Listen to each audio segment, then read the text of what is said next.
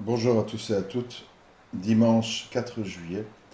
Alors, aujourd'hui, audio tout public, parce que ça nous concerne tous, musulmans et non musulmans.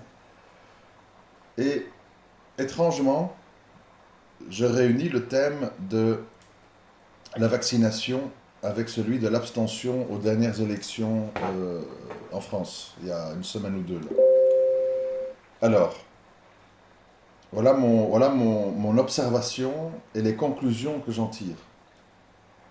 Et je pense que c'est important parce que ça répondra à pas mal de vos questions. Comme vous avez pu le constater, euh, pas maintenant, depuis longtemps, mais les, les médias, je ne sais pas comment il faut les appeler, les médias, l'État, la politique, enfin, tout ça en fait, toutes ces entités qui fonctionnent main dans la main, puisque, comme je vous l'ai souvent dit, comme je vous l'ai souvent dit, mon grand âge, enfin, j'exagère, mais mon grand âge me permet d'avoir un spectre, une vision assez large. Puisque moi, les premiers temps, je me suis intéressé aux nouvelles, au monde, tout ça, ça date des années, à peu près, fin des années 80, milieu des années 80. Donc j'ai un spectre large. Et comme je vous ai souvent dit, j'ai constaté, par exemple, en tant que téléspectateur, que petit à petit, ça s'est fait doucement, mais comme tout, hein, l'acceptation de l'homosexualité, etc., etc., les choses se sont faites graduellement. Et graduellement, on est arrivé d'une société ouverte, plus ou moins ouverte, hein, avec des émissions de télé en Belgique et en France où le public participait, où il y avait des débats contradictoires, où il y avait parfois des disputes ou des événements graves sur un plateau de télé. Donc en fait, qui représentait, on va dire, la vraie vie. La vraie vie, c'est-à-dire plusieurs opinions et des débats contradictoires. Petit à petit, je ne peux pas citer toutes les émissions, d'abord parce qu'il y en a beaucoup que vous ne connaissez pas, euh, ou je vais en oublier, mais disons ce qui me vient à l'esprit, je me rappelle d'émissions euh,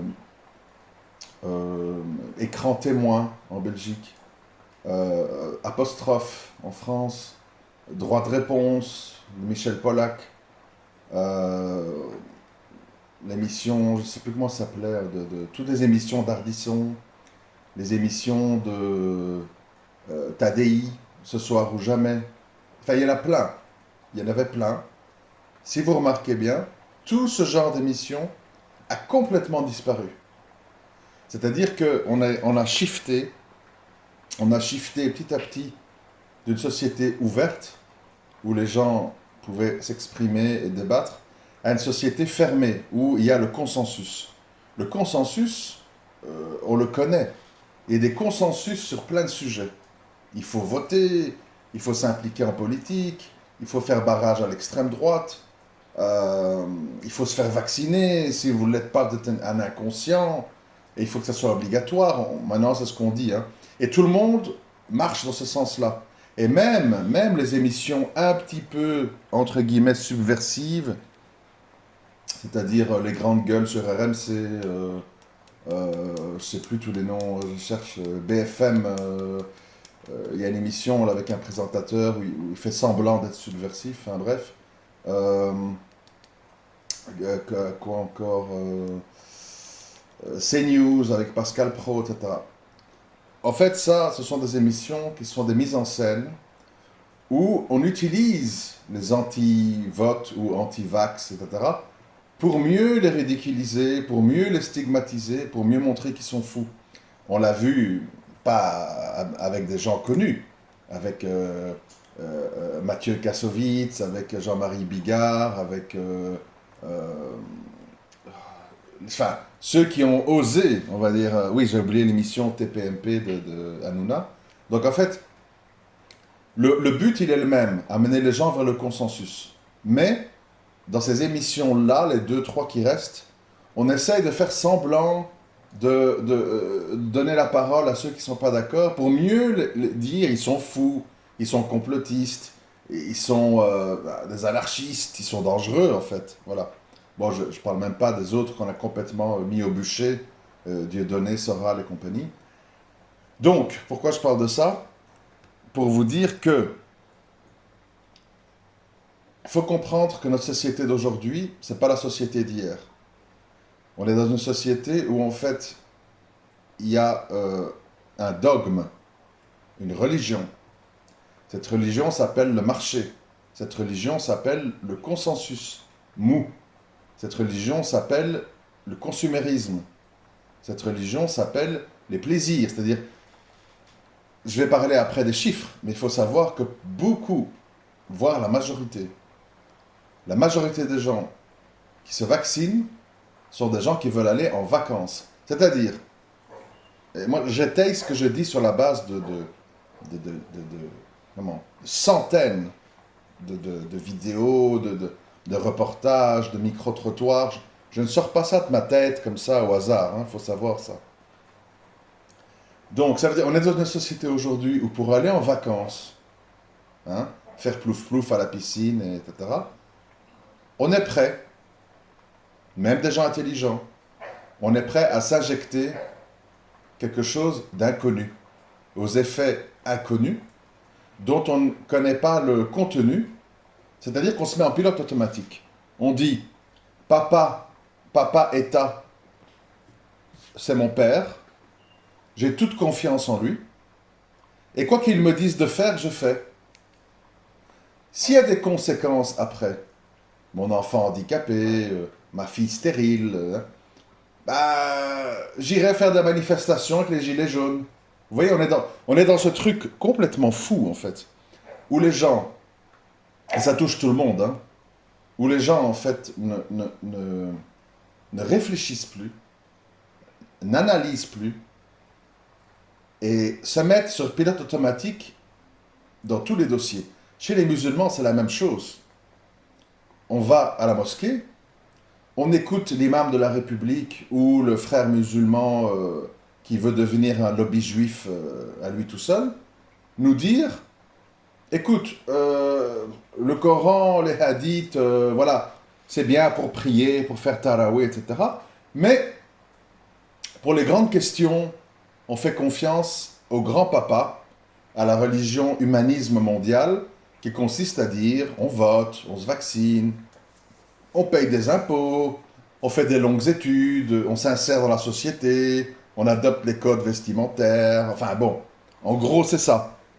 Il faut être un bon citoyen. Bon, j'ai déjà beaucoup parlé de ce sujet, c'est-à-dire, mais je ne veux pas faire croire que c'est une histoire islamique. C'est pour ça que c'est un audio tout public. C'est un phénomène mondial. On l'a vu en Amérique avec Trump et ceux qui le suivent. Au final, quelle est l'idée qu'on garde de Trump et de ses alliés?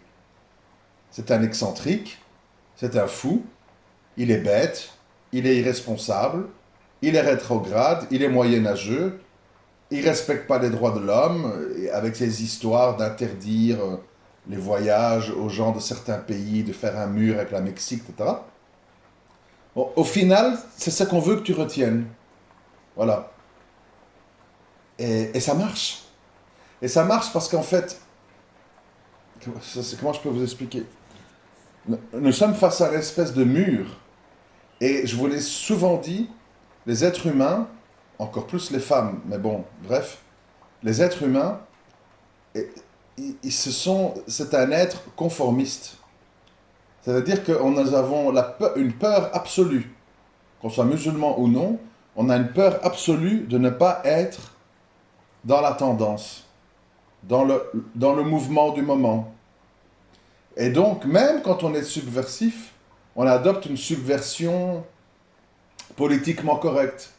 Je vous l'ai dit l'autre jour, beaucoup de gens se croient subversifs parce qu'ils disent le bitcoin c'est mieux que l'argent. Ils se sentent, vous voyez, ils se sentent un peu marginal, anti-système.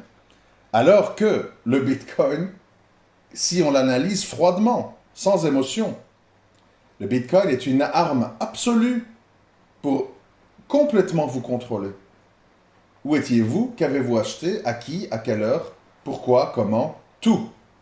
Tout est répertorié sur la blockchain, tous vos mouvements, tous les adresses IP d'où vous l'avez fait, les horaires, les montants, la cause, le pourquoi, tout. Et les gens croient qu'ils sont subversifs. Donc en fait, il faut comprendre, vraiment, et il faut être concentré sur ce que j'essaie de vous expliquer. Il faut comprendre que il n'existe pas de subversion, il n'existe pas d'anticonformisme qui va faire de vous quelqu'un de respectable et d'assimilable. Alors, je m'explique. Ah, c'est compliqué, hein. Euh, donc, à un moment donné, vous devez faire un choix. Je le dis chaque fois, il faut faire des choix dans la vie.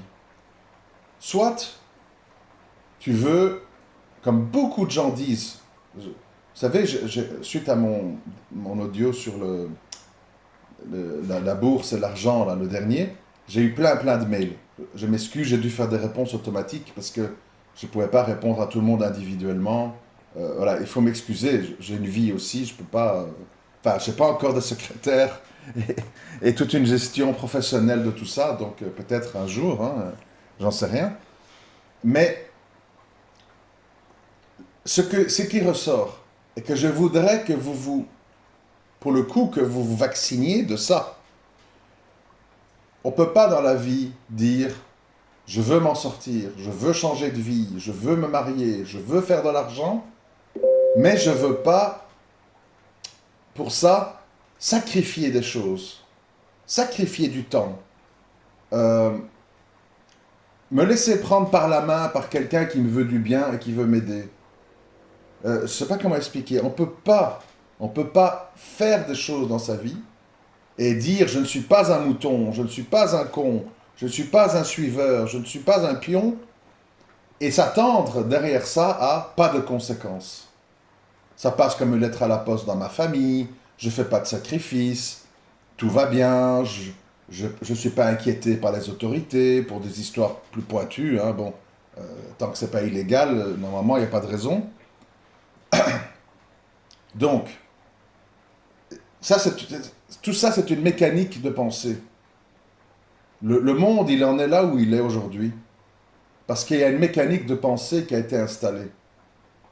Vous savez que je m'intéresse à tout, hein, donc je sais très bien que vous allez dire, mais qu'est-ce qu'il raconte ce type?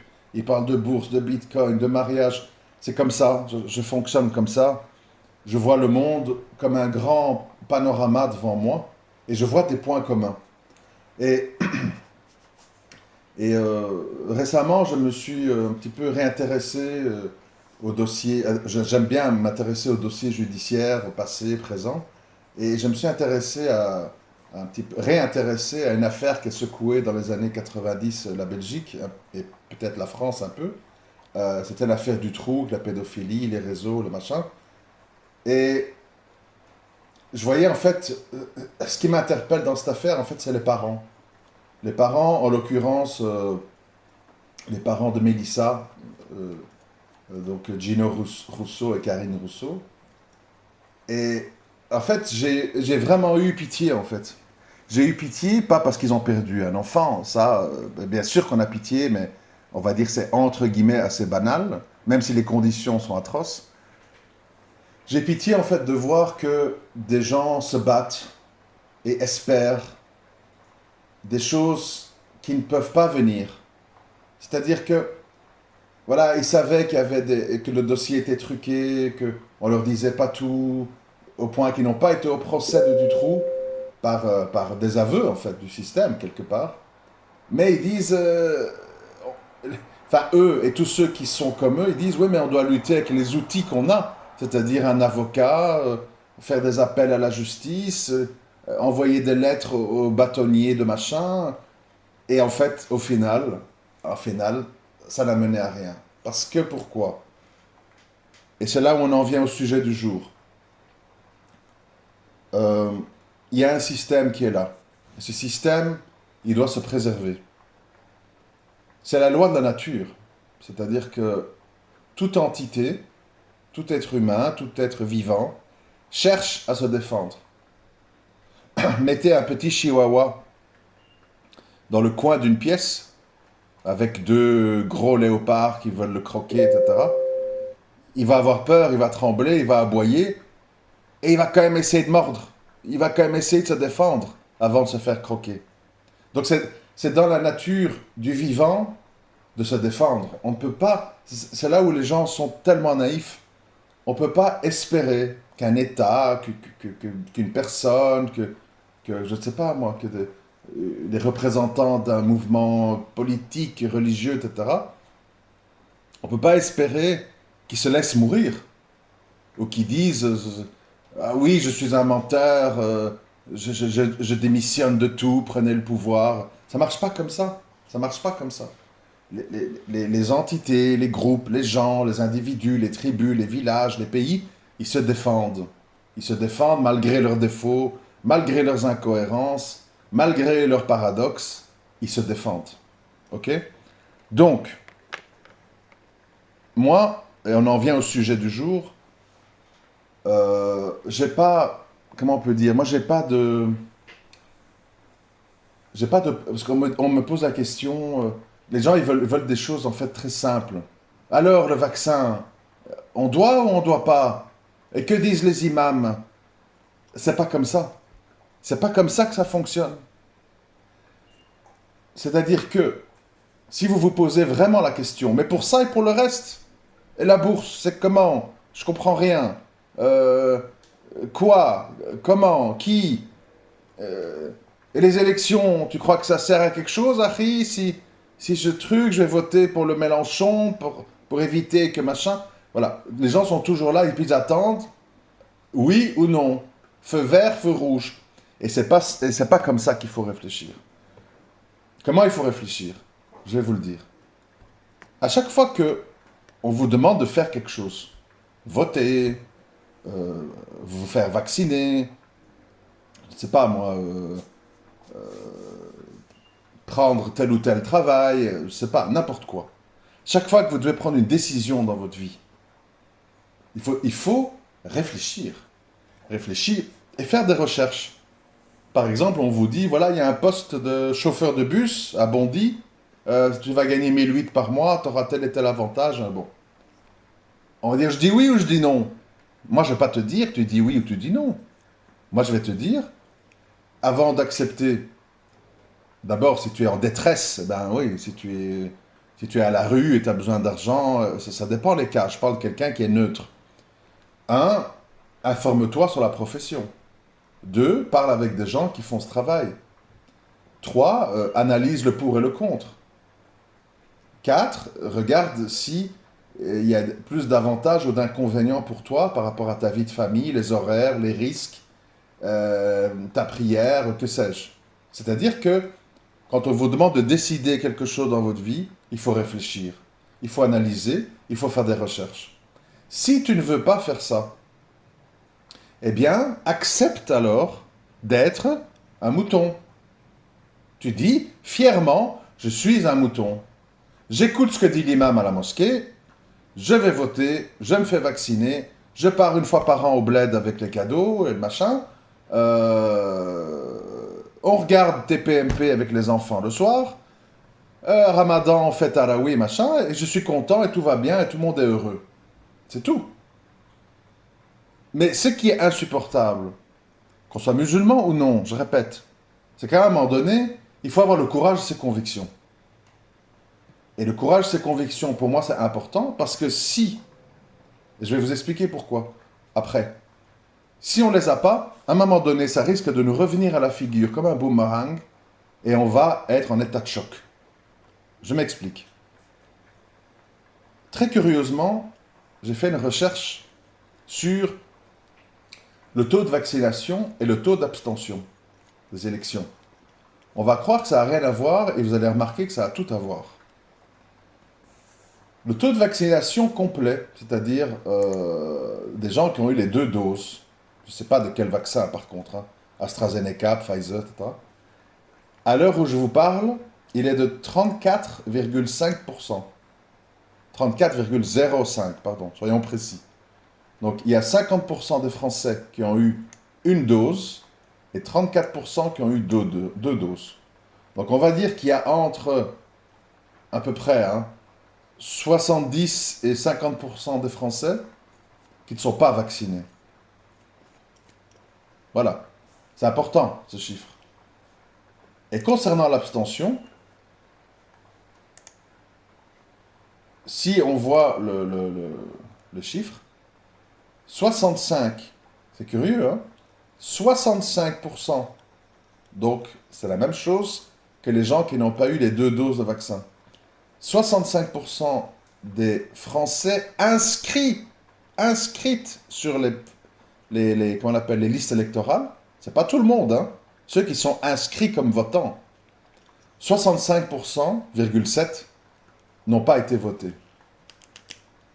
Qu'est-ce que ça signifie? À quoi ça sert tous ces chiffres si on ne pense pas dessus? Ah bon, ouais, c'est normal, c'est tous des voleurs. Non. Qu'est-ce que ça veut dire? Ça veut dire que, à l'heure actuelle, et c'est encourageant, malgré le tapage médiatique, malgré les menaces, malgré la carotte, tu ne pourras pas aller en vacances, tu ne pourras pas aller au concert, tu ne pourras pas aller au restaurant, hein, malgré une pression unilatérale, puisque tous les antivax, même s'ils sont pleins de diplômes, même si c'est des scientifiques de renom, même si c'est des gens ultra compétents, ils sont obligés de s'exiler vers les plateformes vidéo, Odyssey, Rumble et compagnie, pour pouvoir s'exprimer. Et tous les gros médias, les grosses machines de guerre, Twitter, Facebook, Instagram, YouTube, la télévision, vont tous dans le même sens. Et malgré ça, tu as plus de 60% des Français qui ne votent pas et qui ne se vaccinent pas. Et c'est stupéfiant. Et en fait, c'est pourquoi. C'est pourquoi. On va dire, ouais, mais comment ça se fait? C'est parce qu'en fait, l'être humain, même s'il est, j'allais dire con, mais c'est un peu violent, même s'il est ignorant, même s'il est influençable, même s'il a un comportement moutonnier, il sent, à un moment donné, par ce qu'on appelle, bon, chez les musulmans, pour les non-musulmans, ça ne va pas leur parler, mais ils sentent par fitra, par instinct primaire profond, ils sentent qu'il y a quelque chose qui ne va pas. Ils sentent que ce n'est pas normal. Ils sentent qu'on les balade. À tort ou à raison, hein. Moi, je ne sais pas du tout. Franchement, en tout cas sur l'histoire du vaccin, moi, je ne sais pas du tout. Je ne suis pas scientifique.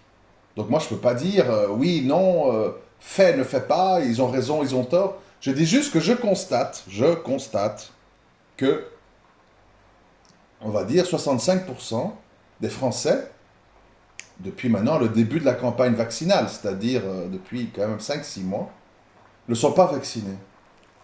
Et donc ça veut dire qu'il y a une espèce de bon sens populaire, de fitra profonde, qui à un moment donné pousse les gens à se dire « Attends, il y a quelque chose qui ne va pas là. Telle et telle question, on ne me répond pas. Tel et tel cas qui a mal tourné, on n'en parle pas. Telle et telle clause dans les contrats entre les sociétés pharmaceutiques et l'État français, on n'en parle pas. Il y a quelque chose qui ne va pas. » Et c'est comme ça dans tous les dossiers. C'était comme ça dans le dossier du trou, c'était comme ça dans le dossier du vote et le vaccin. C'est-à-dire qu'il y a une majorité des gens, par instinct, pas toujours par... faut pas croire qu'il y a beaucoup de gens, je vais vous dire une chose, faut pas croire qu'il y a beaucoup de gens qui sont peut-être comme vous, sur YouTube, j'écoute des discours un petit peu, machin. La majorité des gens, musulmans ou non musulmans, oh, qu'est-ce que c'est que ces histoires, casse-tête, allez, j'ai envie de rigoler. Tu peux m'envoyer la dernière vidéo où il y a Saïd qui fait un wheeling avec le quad. Ah, c'est trop marrant, wesh. Bon, la majorité, c'est ça. La majorité, c'est ça. On va me dire, les musulmans, tu parles aux musulmans finalement. Je dis non. Je parle même à vous, aux gens de l'extrême droite. Ce qui vous arrive, c'est exactement la même chose. C'est exactement la même chose. Qu'est-ce qui vous arrive aux gens d'extrême droite? S'il y en a qui m'écoutent ou s'il y en a qui sont amenés à m'entendre. On vous balade. On vous balade comme des enfants. Comme on nous balade, nous les musulmans d'ailleurs. Hein. C'est-à-dire que on a écarté le pion Jean-Marie Le Pen, qui était un type cultivé, avec une vraie vision d'extrême droite, etc., etc., qu'on aime ou qu'on n'aime pas, ça c'est un autre discours. Moi je parle d'authenticité. C'est comme l'islam. On aime ou on n'aime pas. Mais moi je parle de l'islam authentique. Après on peut dire l'islam authentique, ça me dégoûte. Ou on peut dire l'extrême droite, ça me dégoûte. Ok, ça c'est un autre discours. Mais je dis donc, le discours d'extrême droite authentique a été écarté. Avec Jean-Marie Le Pen. On a mis à la place, on a laissé mettre à sa place, parce que tout se passe évidemment avec l'assentiment du système, sa fille. Sa fille qui a dénaturé le discours, qui est devenue un peu floue sur le sionisme, qui s'est braquée uniquement sur l'islam, et qui n'a pas tenu compte en fait, et qui n'a pas le bagage de son père tout simplement. Elle n'a pas lu les livres qu'il a lus, elle n'a pas l'expérience de vie qu'il a eue. C'est une petite bourgeoise, avocate, qui a repris la boutique du père, et qui l'a fait tourner avec les moyens du bord, c'est-à-dire pas grand-chose. Et au final, qu'est-ce qu'on remarque? C'est qu'on est tout content que cette Marine Le Pen, incompétente, diluée, floue, qui répète des slogans, mais qui n'a pas la carrure et la profondeur pour tenir ce discours. Et on la met là, et elle sert en fait d'épouvantail pour qu'à chaque élection, un Macron ou un autre, un pion du système, puisse avoir une voie royale vers la victoire.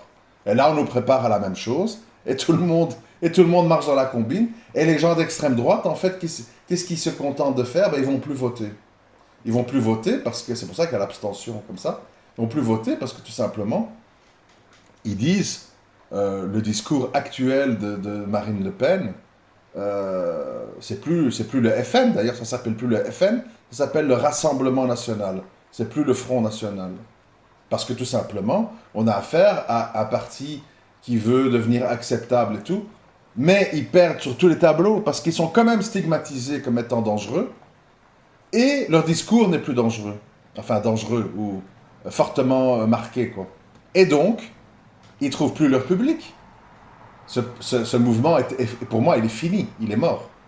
Il est game over. Mais les gens n'ont pas encore compris.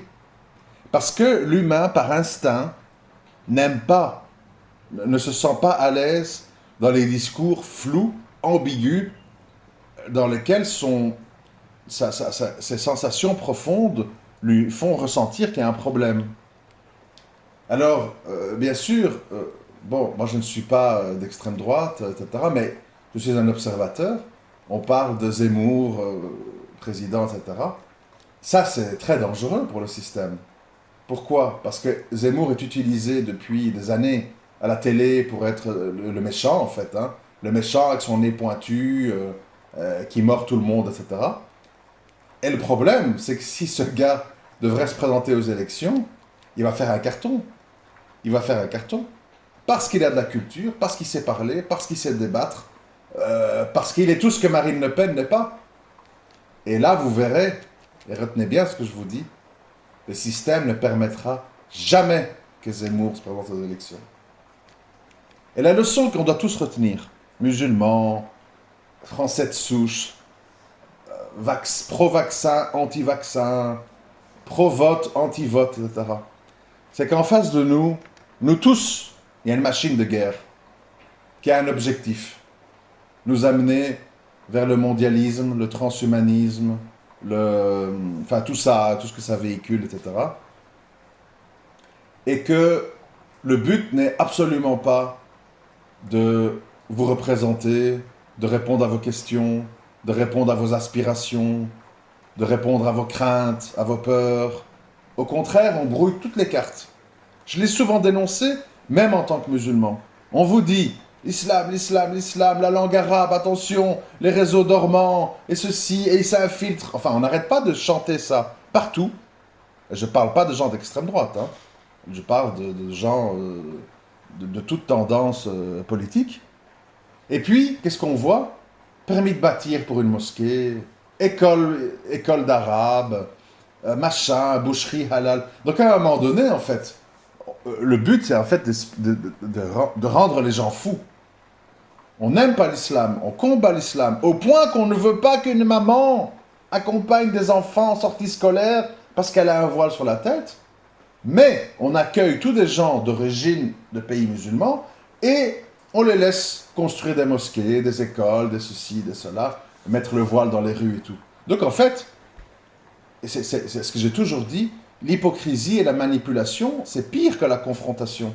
Et c'est pour ça que j'ai toujours dit, et ça je le dis depuis plus de 10 ans, hein, donc on ne dise pas t'es opportuniste, j'ai toujours dit, nous aurions beaucoup à gagner à nous retrouver avec des interlocuteurs francs et honnêtes qui disent clairement, on ne veut pas ça, ça, ça, ça, ça, et ça va être interdit en France.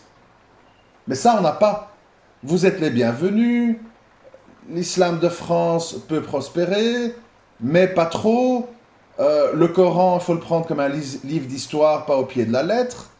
Enfin, tout un truc complètement dingue, en fait, qu'on a fait aux chrétiens, hein, avec la Bible, pour dire, bon, c'est des belles histoires, Jésus était un bienfaiteur, quand on va mourir, on va tous aller à l'église avec Johnny Hallyday et tous nos trucs, on met une croix sur notre tombe.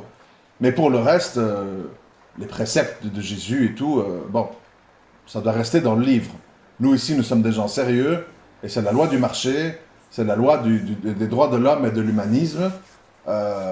Notre grand humanisme, c'est enfermer 30 ans quelqu'un à charge de la collectivité, dans lequel il ne produit rien, il ne devient rien, il est devant la télé, il bouffe, et il se balade, il fait du fitness, et vous, bande de bœufs, vous payez pendant 30 ans pour ce monsieur. Ça, c'est la justice des droits de l'homme.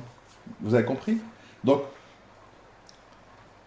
ici, et je vais conclure là-dessus,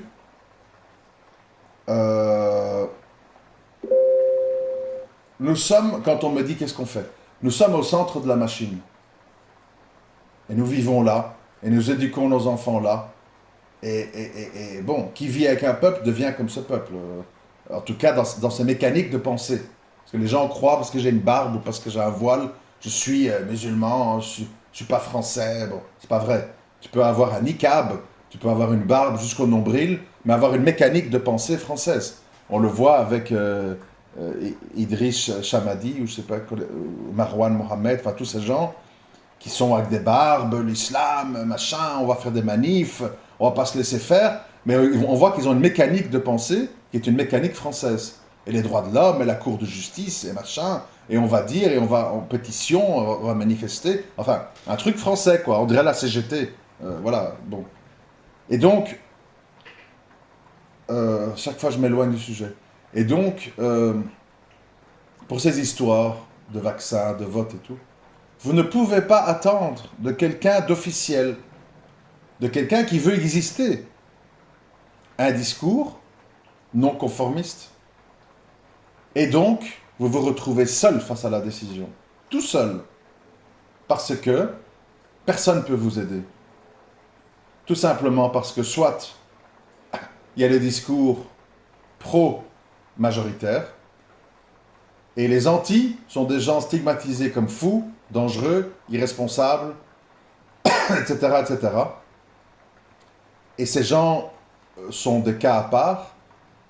Et même ceux qui pensent comme eux, ils vont jamais oser s'exprimer verbalement. Ou... Les seuls qui osent, ce sont des gens qui sont ultra protégés, qui sont pleins de diplômes, docteurs honoris causa, des prix Nobel, qui disent « j'en ai rien à foutre, voilà la vérité », comme le docteur Montagnier ou Didier Raoult et compagnie.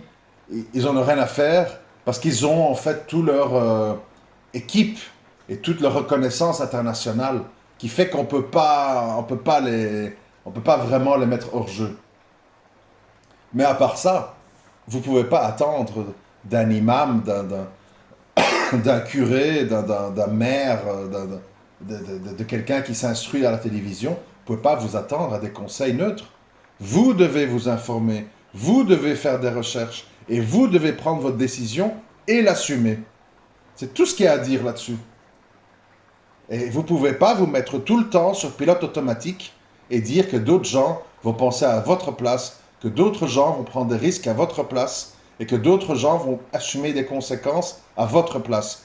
Vous devez assumer, c'est votre vie, c'est vous qui allez mettre un bulletin dans l'urne ou qui allez avoir la picouse dans la veine et c'est vous qui allez vivre avec. C'est pas moi, c'est pas votre imam, c'est pas votre voisin, c'est pas votre père, c'est vous. Exactement la même chose qu'avec le jour du jugement. Vous serez tout seul face au Créateur avec votre livre, et ça sera inutile de dire Kardawi a dit, ma mère a dit, mon voisin a dit, mon grand-oncle qui a fait 10 fois le Hajj a dit. Et toi, qu'est-ce que tu as fait? Et toi, est-ce que tu t'es informé? Et toi, est-ce que tu as pesé le pour et le contre? Et toi, est-ce que tu as fait un ijtihad? Voilà. Et tout ce que je dis là, même s'il y a des paroles un peu islamiques à gauche à droite, c'est pour tout le monde, c'est pour nous tous. Nous devons assumer nos convictions. Nous devons assumer nos convictions et nous devons prendre nos décisions en âme et conscience seuls parce que personne ne peut nous aider. Parce qu'effectivement, il y a aussi, il faut le dire, je rajoute pour clôturer, il y a aussi des gens qui disent non à tout, des anarchistes. Tout est mauvais, rien n'est bon. Pardon. Donc vous devez à un moment donné faire la part des choses. Vous devez avoir un raisonnement équilibré, étayé par des recherches. Vous ne pouvez pas vous reposer sur un extrémiste de gauche ou de droite, quels que soient les sujets. Vous devez réunir tous les paramètres, réfléchir et dire quelle est la meilleure chose à faire dans cette situation par rapport à ma vie en France, et le vaccin, et le vote, et l'éducation de mes enfants, et l'islam, et blabli, et blabla. Mes convictions chrétiennes, mes convictions d'extrême droite, tout ça. C'est pas l'État, c'est pas les médias, c'est pas les gens qui vont vous aider.